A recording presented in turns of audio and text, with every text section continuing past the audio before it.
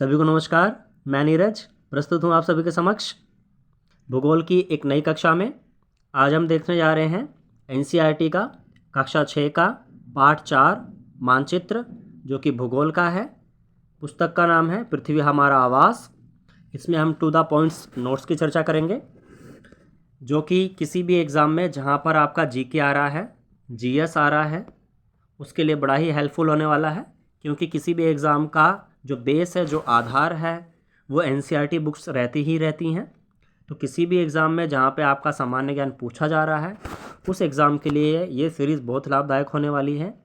Specially अगर मैं बात करूँ सीटेट की, सीटेट का जो आपका पेपर सेकंड है, एसएसटी है उसमें, ठीक है। एसएसटी में जो 60 मार्क्स का एसएसटी आता है, उसमें आपका हिस्ट्री भी आती है, ज्योग्राफी भी आती है और पॉलिटिकल साइंस भी आती है, ठीक है। तो उसमें ये सीरीज़ बहुत लाभदायक होने वाली है, क्योंकि टू द पॉइंट हम चीज़ों को देखेंगे।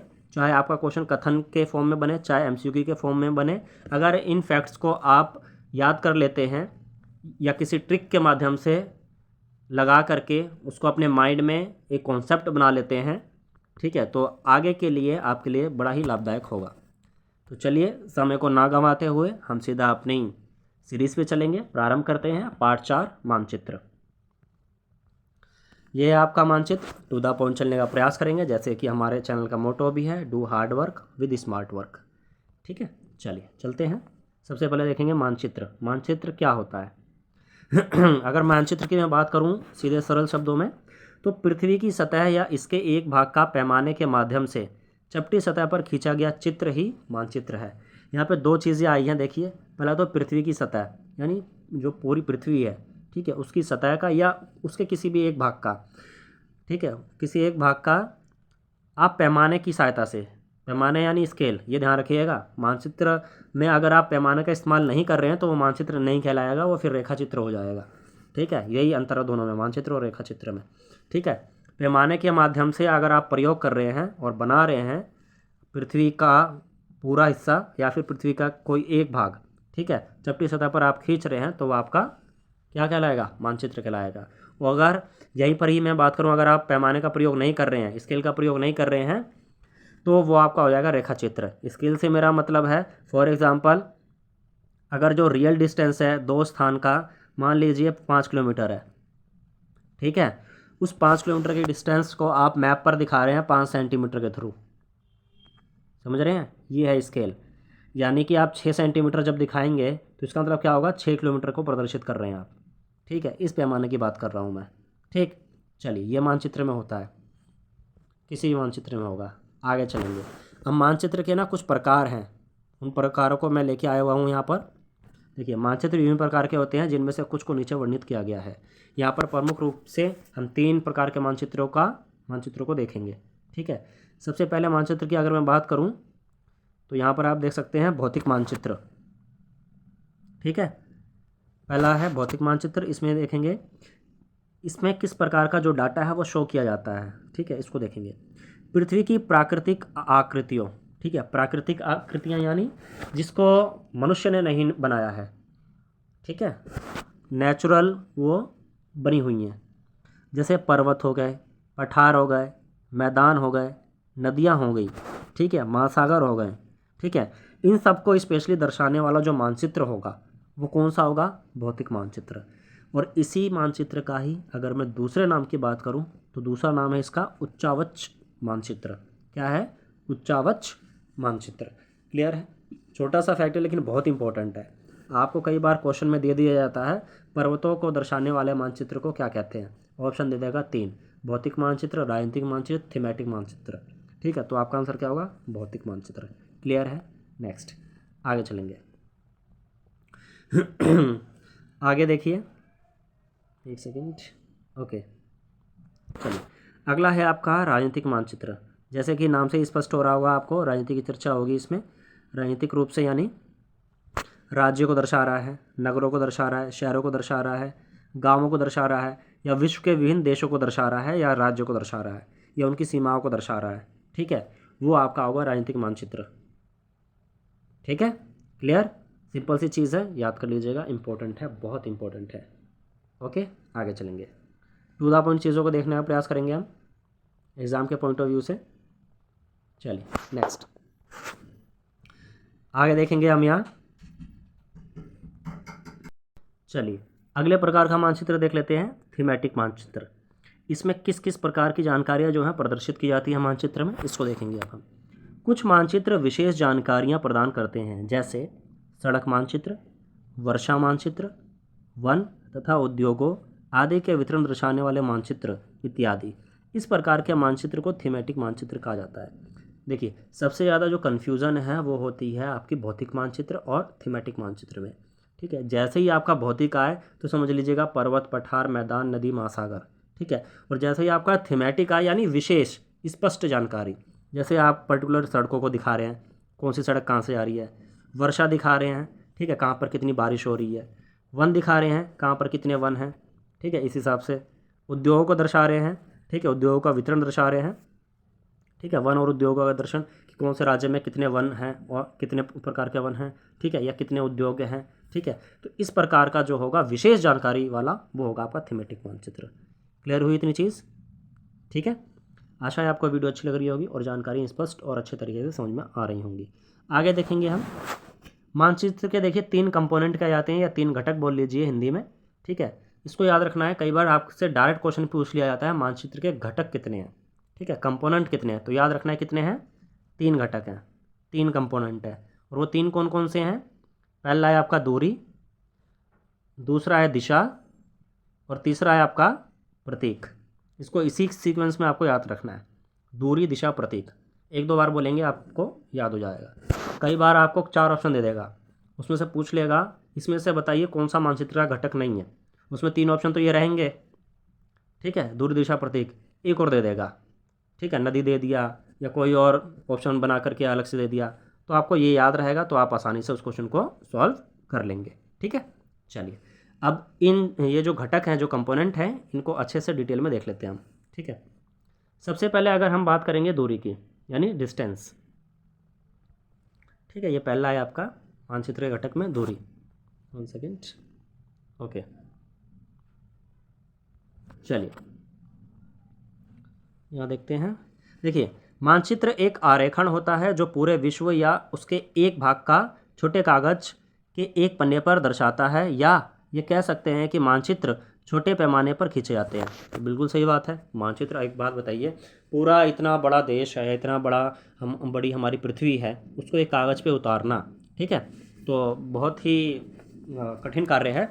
बिना पैमाने के हम उसको अच्छे से नहीं एक्सप्लेन कर सकते, ना बता सकते हैं। अगर बिना पैमाने के आप बनाएंगे वो चीज़ें क्लियर नहीं होंगी उतनी, ठीक है, और ना ही सही दूरी का, एक स्थान से सही दूसरे स्थान तक की सही दूरी का अंदाज़ा हम लगा पाएंगे। ठीक है, वो दिक्कत आएगी। अगर आप पैमाने का प्रयोग करेंगे तो ज़्यादा दिक्कत नहीं आएगी, है ना।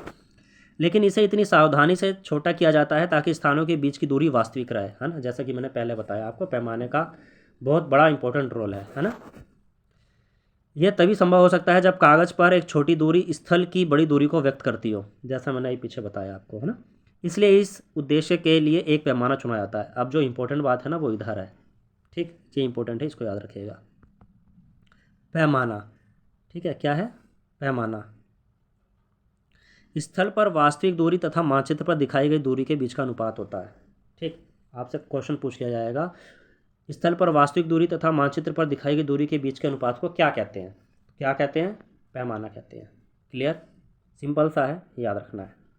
आगे चलेंगे, आगे देखिए, ये उदाहरण दिया गया है, उदाहरण से आपको अच्छे से स्पष्ट समझ में आ जाएगा। ठीक है, इसलिए उदाहरण में लेके आया हूँ यहाँ पे। उदाहरण आपका समझना बहुत ज़रूरी है। क्यों? क्योंकि इसी उदाहरण से एग्ज़ाम में क्वेश्चन भी बनते हैं। देखिए फॉर एग्जांपल यहाँ उदाहरण दिया गया है, आपके विद्यालय एवं आपके घर के बीच की दूरी मान लीजिए 10 किलोमीटर है। कितनी है? 10 किलोमीटर। ठीक, जिसे मानचित्र पर आप 2 सेंटीमीटर की दूरी से व्यक्त करते हैं। अब 10 किलोमीटर को इसने कितना व्यक्त किया? 10 किलोमीटर बराबर 2 सेंटीमीटर, यही किया ही ना। ठीक है, इसका अभिप्राय है कि मानचित्र का 1 सेंटीमीटर स्थल 5 किलोमीटर को दर्शाएगा। बिल्कुल सही है। अगर 10 किलोमीटर बराबर 2 सेंटीमीटर है तो 1 सेंटीमीटर बराबर कितना होगा? 5 किलोमीटर ही होगा। तो आपके रेखाचित्र का पैमाना होगा 1 सेंटीमीटर बराबर 5 किलोमीटर। ये है पैमाना। ठीक है। अब इससे आप जितनी मर्जी दूरी दर्शा दीजिए मैप में। क्लियर, बात समझ में आई? ठीक है। और इसी के आधार पर आपके एग्ज़ाम में क्वेश्चन भी दिए जाते हैं। वो आपको क्वेश्चन दे देंगे कि भाई मान लीजिए स्थल का मान लीजिए उसने दे दिया 10 किलोमीटर। ठीक है, स्थल का 10 किलोमीटर मानचित्र पर 2 सेंटीमीटर के बराबर है। ठीक है, तो स्थल का 20 किलोमीटर जो है मानचित्र पर कितने सेंटीमीटर के बराबर होगा? ठीक है, कमेंट बॉक्स में ज़रूर बताइएगा। ठीक है, इस टाइप से आपके क्वेश्चन बनते हैं, तो पैमाना आपको आना चाहिए। ठीक, इंपॉर्टेंट है। आगे देखिए, तो यहाँ पे दो चीज़ें आएंगी। एक है आपका छोटे पैमाने वाला मानचित्र और एक है आपका बड़े पैमाने वाला मानचित्र। ठीक, समझ लेते हैं दोनों में अंतर, यहाँ से क्वेश्चन बनता है। पहला, इसमें देखिए अपोजिट वर्ड पता है ना आपको, उल्टे शब्द, यहाँ उल्टा याद रखिएगा। क्यों बता रहा हूँ, देखेंगे नहीं पता चलेगा आपको। देखिए यहाँ कह रहा है जब बड़े क्षेत्रफल वाले भागों जैसे महाद्वीपों या देशों को कागज़ पर दिखाना होता है तब हम छोटे पैमाने का उपयोग करते हैं। अब देखिए चीज़ें आप बड़ी बड़ी दिखा रहे हो, है ना, जैसे महाद्वीप दिखा रहे हो, देश दिखा रहे हो, है ना, लेकिन पैमाना कौन सा इस्तेमाल कर रहे हो? छोटे पैमाना। हो गया ना अपोजिट? ठीक, जैसे उदाहरण के लिए इन्होंने दिया मानचित्र पर 5 सेंटीमीटर स्थल के 500 किलोमीटर को दर्शाता है। ठीक है, अगर मानचित्र पर 5 सेंटीमीटर है, वो स्थल के 500 किलोमीटर को दर्शा रहा है, तो ये क्या है? ये छोटे पैमाने वाला मानचित्र है, बड़ी चीज़ों को छोटा करके दिखा रहे हो। क्लियर, समझ में आया? आगे देखिए, बड़े क्षेत्रफल वाला था ये। ठीक, अब देखिए इसका अपोजिट आएगा। जब एक छोटे क्षेत्रफल वाले भाग जैसे आपके गांव या शहर को कागज़ पर दिखाना होता है तब हम बड़े पैमाने का उपयोग करते हैं। देखिए उल्टी चीज़ आ गई, छोटे क्षेत्रफल को दर्शाना है लेकिन हम किसका उपयोग कर रहे हैं? बड़े पैमाने का। उधर था बड़े क्षेत्रफल को दर्शाना था, इसका उपयोग किसका कर रहे थे? छोटे पैमाने का। चीज़ें क्लियर हो रही हैं? एक दो बार पढ़ेंगे हो जाएंगे। ठीक है, जैसे स्थल पर 500 मीटर की दूरी को मानचित्र पर 5 सेंटीमीटर से दर्शाया जाता है। उधर देखिए 500 किलोमीटर था, इधर 500 मीटर है, मात्र आधा किलोमीटर। समझ में आ रही चीज़? ठीक, इस प्रकार के मानचित्र को बड़े पैमाने वाला मानचित्र कहते हैं। ठीक है, तो इसमें चीज़ें आपको अपोजिट याद रखनी है। क्लियर, अपोजिट याद रखेंगे तो हो जाएगा। छोटे पैमाने वाले में बड़े क्षेत्रफल को दर्शाएंगे और बड़े पैमाने वाले में छोटे क्षेत्रफल को दर्शाएंगे। आपसे क्वेश्चन पूछ लेगा कि अगर आपको महाद्वीपों और देशों को कागज़ पर दर्शाना है तो आप कौन से मानचित्र का प्रयोग करेंगे? दो ऑप्शन दे देगा आपको, छोटे पैमाने वाले या बड़े पैमाने वाला। उत्तर क्या होगा? छोटे पैमाने वाला। ठीक, याद रखिएगा। आगे चलेंगे। यहाँ देखिए, चलिए एक घटक हम कर चुके हैं दूरी और दूसरा घटक हम करने जा रहे हैं दिशा। ठीक है, ये दूसरा घटक है आपका। ठीक, दिशा, दूरी अच्छे से हमने कर लिया है और आशा है आपको समझ में ही आ गया होगा। इसमें देखेंगे हम, अधिकतर मानचित्र में ऊपर दाहिनी तरफ तीर का निशान बना होता है। बिल्कुल बना होता है, आपने अगर मैप देखा होगा उसमें बना होता है ना, जिसके ऊपर अक्षर ऊ लिखा जाता है। ऊ डॉट, ऊ डॉट का मतलब क्या होता है? उत्तर। ठीक है, यह तीर का निशान उत्तर दिशा को दर्शाता है और इसे उत्तर रेखा कहा जाता है। क्लियर, यहाँ देख सकते हैं आप, ये मैं एग्जांपल भी इसलिए लाया हूँ, ये चित्र भी। ठीक, उत्तर। क्लियर है? आगे देखिए, 4 मुख्य दिशाओं जैसे उत्तर, दक्षिण, पूर्व, पश्चिम। ठीक है, इन सबको इकट्ठा मिला करके क्या कहते हैं? प्रधान दिग्बिंदु कहते हैं। क्या कहते हैं? प्रधान दिग्बिंदु। ये एक ही साथ है ये दोनों शब्द। ठीक है ना, एक ही साथ है ये। ठीक है, जब 4 दिशाओं की बात करेंगे आप, उत्तर, दक्षिण, पूर्व, पश्चिम, इन सबको मिला करके क्या बोलेंगे? प्रधान दिग्बिंदु बोलेंगे। क्लियर है? याद रहेगा? ठीक है, आपको ऑप्शन दे देंगे प्रधान दिग्बिंदु में कौन कौन सी दिशाएं आती हैं। उसमें आपका उत्तर भी देगा, दक्षिण भी देगा और एक आध मान लीजिए उत्तर पश्चिम दे दिया एक साथ करके कंपाइल करके, तो वो हटा दोगे आप, एलिमिनेट कर दोगे। क्लियर हुई चीज़ें? ठीक है, तो याद रखना, इंपॉर्टेंट फैक्ट है, आया हुआ यहाँ से क्वेश्चन। ठीक, आगे देखिए, बीच की 4 दिशाएँ हैं उत्तर पूर्व, दक्षिण पूर्व, दक्षिण पश्चिम और उत्तर पश्चिम। ठीक है, यहाँ पे आप देख सकते हैं, ये आपका उत्तर हो गया, ये दक्षिण हो गया, ये पूर्व, सॉरी ये पूर्व हो गया, ये पश्चिम हो गया। 4 दिशाएं में नहीं हो गई। अब इन चारों के देखिए बीच भी एक एक दिशा है। उत्तर और पूर्व के बीच उत्तर पश्चिम आ जाएगा, पूर्व और दक्षिण के बीच दक्षिण पूर्व आ जाएगा, पश्चिम और दक्षिण के बीच दक्षिण पश्चिम आ जाएगा, उत्तर पश्चिम के बीच उत्तर पश्चिम आ जाएगा। टोटल कितनी दिशाएं हो गई? 8 हो गई, लेकिन मुख्य कितनी होती हैं? 4। 4 मुख्य दिशाएं, उनको कहते हैं प्रधान दिग्बिंदु, बता चुका हूँ मैं। ठीक, लेकिन किसी भी स्थान का सही पता लगाने के लिए आपको इनका ज्ञान भी होना चाहिए, इनका जिक्र भी होना चाहिए। ठीक है, देखिए आगे ये लाइन लिखी हुई है, इन बीच वाली दिशाओं की मदद से किसी भी स्थान की सही स्थिति का पता लगाया जा सकता है। क्लियर? चलिए, आशा है चीज़ें आपको समझ में आ रही होंगी। अच्छा, एक चीज़ और दी गई है, यहाँ पे चित्र देख सकते हैं आप, ये दिक्सूचक है।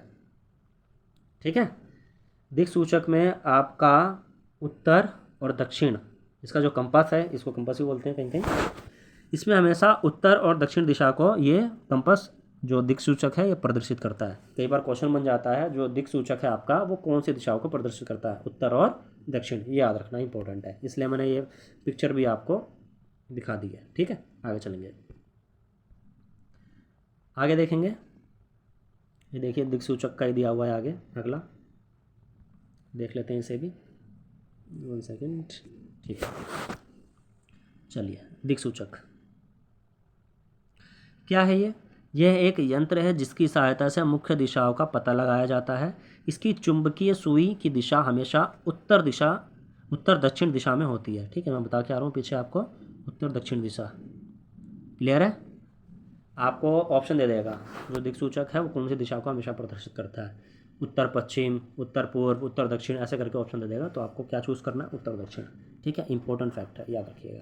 चलिए नेक्स्ट, इसके बाद आ जाता है आपका तीसरा घटक। ठीक है, 2 घटक हम कर चुके हैं, अब है आपका तीसरा घटक। किसका तीसरा घटक है?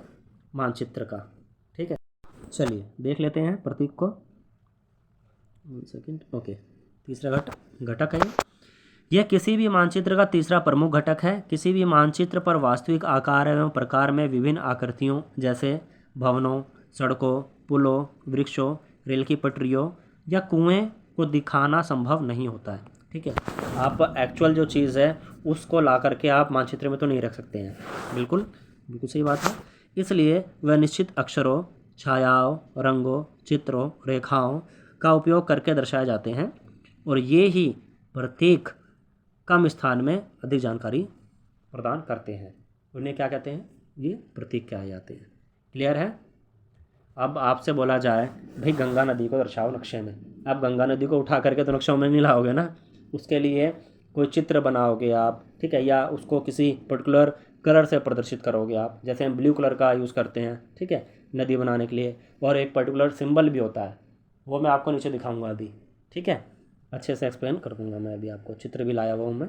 ठीक है, ये देखिए, आपको यहाँ चित्र मिल जाएंगे।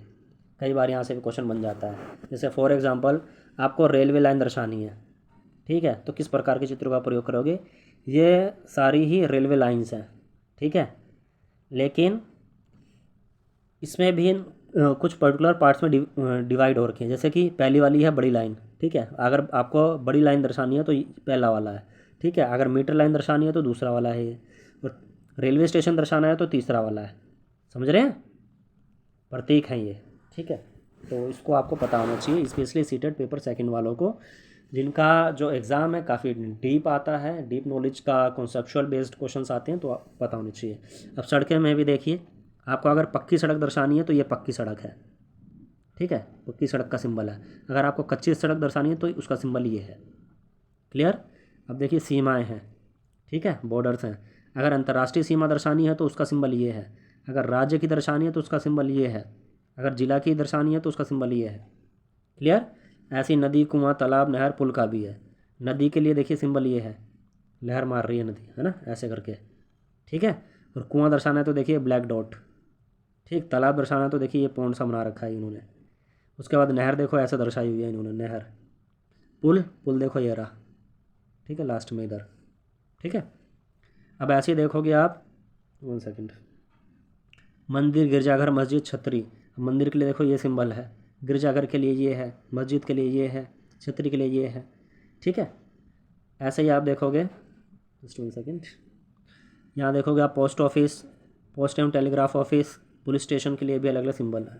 ठीक है, पोस्ट ऑफिस दर्शाना है तो पीओ लिखते हैं, पोस्ट ऑफिस और टेलीग्राफ ऑफिस दर्शाना है तो पीटीओ, पुलिस स्टेशन के लिए पीएस, है ना। ऐसे ही बस्ती और कब्रिस्तान को देखो, बस्ती के लिए ये सिंबल है, कब्रिस्तान के लिए ये सिंबल है। ठीक है, तो ये पता होना चाहिए। चित्रों के माध्यम से भी प्रश्न एग्जाम्स में बन सकते हैं। क्लियर है? चलिए आगे चलेंगे। आगे देखिए एक आध दो सिंबल्स और हैं आपके, बता देता हूँ, वो भी इम्पोर्टेंट है। पेड़ है और घास है। पेड़ के लिए देखिए सीधा आपको पता चल रहा है भाई पेड़ है, ठीक। घास के लिए देखिए ये सिंबल है। क्लियर है चीज़ है। चलिए अच्छा, एक छोटा सा फैक्ट और है नीचे, देख लेते हैं। मानचित्रों की एक विश्वव्यापी भाषा होती है जिसे सभी आसानी से समझ सकते हैं, जैसे कि हम समझ गए ऊपर से अभी जो अभी हम प्रतीक पढ़ के आए हैं, ठीक है। इन प्रतीकों के उपयोग के संबंध में एक अंतर्राष्ट्रीय सहमति है, मतलब कि सभी देश जो हैं अंतर्राष्ट्रीय रूप से सहमत हैं कि भाई हाँ चलो ठीक है, जो नदी है वो हम ऐसे दर्शाएंगे, ठीक है। कुएं के लिए ब्लॉक डॉट का इस्तेमाल करेंगे, ठीक है। तो उसी मैप को आप यहाँ भी यूज़ करेंगे, वहाँ भी यूज़ करेंगे, मीनिंग उनका एक ही होगा। क्लियर है। चलिए, तो ये क्या क्या कहलाते हैं, ये रूढ़ प्रतीक कहे जाते हैं। क्या कहे जाते हैं, रूढ़ प्रतीक, ठीक है। चलिए, ये था आपका जो मानचित्र है उसका तीसरा घटक था प्रतीक, ठीक है। उसको हमने अच्छे से एक्सप्लेन कर लिया है, देख लिया है। आप इसका स्क्रीनशॉट ले सकते हैं, ठीक है। आप इसका स्क्रीनशॉट आसानी से ले सकते हैं और याद कर सकते हैं इसको, कौन किसके लिए क्या प्रतीक है, ठीक है। चलिए आगे चलेंगे। अब हम रेखा चित्र की बात करेंगे। रेखा चित्र स्टार्टिंग में मैंने मानचित्र समझाते हुए थोड़ा सा बता दिया था, और अच्छे से यहाँ पर हम देख लेते हैं क्या कहना चाह रहा है रेखा चित्र, ठीक है। देखिए, रेखा चित्र एक आरेखण है जो पैमाने पर आधारित ना होकर, यहाँ देखिएगा, पैमाने पर आधारित ना होकर याददाश्त और स्थानीय प्रेक्षण पर आधारित होता है। यानी कि इसमें पैमाने का इस्तेमाल नहीं होता है। आपको याद रखना है, पैमाने का इस्तेमाल केवल मानचित्र में मिलेगा आपको, रेखा चित्र में नहीं होता है। स्टार्टिंग में भी ये बात मैं आपको बता चुका हूँ, ठीक। आगे देखेंगे। कभी कभी किसी क्षेत्र के एक कच्चे आरेखण की आवश्यकता वहाँ के एक स्थान को दूसरे स्थान के सापेक्ष दिखाने के लिए होती है। मान लीजिए कि आप अपने मित्र के घर जाना चाहते हैं, लेकिन आपको रास्ते की जानकारी नहीं है। आपका मित्र अपने घर के रास्ते को बताने के लिए एक कच्चा आरेखण बना सकता है। इस प्रकार कच्चे आरेख को बिना पैमाने की सहायता से खींचा जाता है तथा इसे रेखाचित्र मानचित्र कहते हैं, ठीक है, जिसमें पैमाने का इस्तेमाल आपका नहीं होगा। क्लियर है। और जहाँ पैमाने का इस्तेमाल नहीं होगा वो आपका क्या कहलाएगा, रेखा चित्र मानचित्र। मानचित्र नहीं, रेखा चित्र वाला मानचित्र। क्लियर है। चलिए आगे चलेंगे, टू द पॉइंट चीज़ों को हम देखेंगे। यहाँ पे देखिए एक फैक्ट और दिया गया है, इम्पोर्टेंट है। खाका, क्या होता है खाका, देखते हैं। 1 सेकेंड, नीचे ले आते हैं इसको, पहले भी इसको थोड़ा सा छोटा कर लेंगे तो शायद फिट हो जाए, है ना। Okay done. चल, एक छोटे क्षेत्र का बड़े पैमाने पर खींचा गया रेखा चित्र खाका कहा जाता है, ठीक है। एक छोटे क्षेत्र का बड़े पैमाने पर आप जो रेखा चित्र खींच देंगे तो उसी को ही खाका कह देंगे हम, ठीक है। चलिए आगे देखेंगे। एक बड़े पैमाने वाले मानचित्र से हमें बहुत सी जानकारियाँ प्राप्त होती हैं, लेकिन कुछ ऐसी चीज़ें भी होती हैं जिन्हें हम कभी कभी जानना चाहते हैं, जैसे किसी कमरे की लंबाई एवं चौड़ाई। अब बताओ, इसको आप नक्शे पे तो नहीं दर्शाओगे, इसके लिए तो आप ब्लूप्रिंट या खाका जिसे आप बोलते हो वही बनाओगे, है ना, जिसे मानचित्र में नहीं दिखाया जा सकता। बिल्कुल सही है। उस समय हम लोग बड़े पैमाने वाले एक रेखा चित्र खींच सकते हैं जिसे खाका कहा जाता है, ठीक है। ये भी रेखा चित्र ही है, ठीक है, जो कि पैमाने का इतना सटीक प्रयोग इसमें नहीं होता है। इस चीज़ को आप याद रखिएगा, ठीक है। रेखा चित्र और मानचित्र में जो मूल अंतर है वो यही है, ठीक है। चलिए आगे चलेंगे, टू द पॉइंट चीज़ों को हम देखते चलेंगे। अब देखिए इसी में ही ना कुछ क्वेश्चंस थे, तो उन क्वेश्चंस को भी मैंने यहाँ पे पुटअप किया है।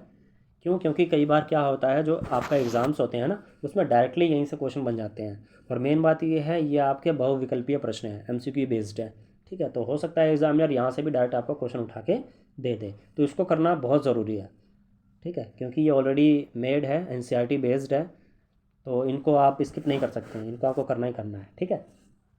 चलिए पहला प्रश्न कह रहा है, सही गलत है, कह रहा है वृक्षों के वितरण को दिखाने वाला मानचित्र है। देखिए अभी मैं बता के आया हूँ, पीछे बता के आया हूँ ना, अच्छे से एक्सप्लेन करके आया हूँ आपको कि कुछ मानचित्र जो है वो विशेष जानकारियाँ प्रदान करते हैं, है ना। जैसे आपका सड़क मानचित्र, वर्षा मानचित्र, वन और उद्योग, है ना। तो उसी में ही आपका वृक्ष भी आ जाएगा, है ना। वन आ गया ना, वृक्ष स्पेशल चीज़ दिखा रहे हैं, तो क्या हो जाएगा आपका उत्तर, थीमेटिक मानचित्र, ठीक है। और भौतिक मानचित्र में क्या था बताइए। जी हाँ, पर्वत, पठार, मैदान, नदियाँ, महासागर, ठीक है, ये देखो लाइन से याद कर लो, पर्वत, पठार, मैदान, नदियाँ, महासागर। क्लियर? किस में आइए? भौतिक में। ठीक, और राजनीतिक में बॉर्डर्स, यानी राज्य, नगर, शहर, गांव, ठीक है, देश, उनकी सीमाएं को दर्शाने के लिए। क्लियर? पीछे अच्छे से एक्सप्लेन किया हुआ है मैंने, आप पीछे वीडियो में जाके देख सकते हैं। चलिए आगे चलेंगे। ये दूसरा क्वेश्चन है, देखिए 1 सेकेंड। ओके, नीले रंग का इस्तेमाल किसे दिखाने में किया जाता है? आप सभी को पता है, बताने की आवश्यकता नहीं है। किसका इस्तेमाल किया जाता है किसे दिखाने में? जी हाँ, जलाशयों को दिखाने में। ठीक है, और पर्वतों को दिखाने के लिए कौन सा रंग का इस्तेमाल करेंगे आप? कमेंट बॉक्स में आप ज़रूर बताइएगा। ठीक है, और मैदानों को दिखाने के लिए कौन सा रंग का इस्तेमाल करेंगे आप? कमेंट बॉक्स में ज़रूर बताइएगा। ठीक है, चलिए कुछ काम आप भी कीजिए ना। दिक्सूचक का उपयोग किया जाता है किसके लिए? आइए पीछे अच्छे से एक्सप्लेन करके आया हूँ, देखिए वहीं से क्वेश्चन बना हुआ है ये। पहला कह रहा है प्रतीकों को दिखाने के लिए, दूसरा कह रहा है मुख्य दिशा का पता लगाने के लिए, तीसरा कह रहा है दूरी मापने के लिए। किसके लिए किया जाता है? जी हाँ, मुख्य दिशा का पता लगाने के लिए। क्लियर है? और कौन कौन सी दिशा को दर्शाता रहता है मानचित्र? उत्तर और दक्षिण। क्लियर है? अच्छे से एक्सप्लेन कर दिया मैंने पीछे, आप देख सकते हैं जाके। नेक्स्ट ये देख लेते हैं, एक रह गया है। देखिए, पैमाना आवश्यक है, बहुत आवश्यक है, इसकी इंपॉर्टेंस मैं पीछे बता चुकी हूँ आपको।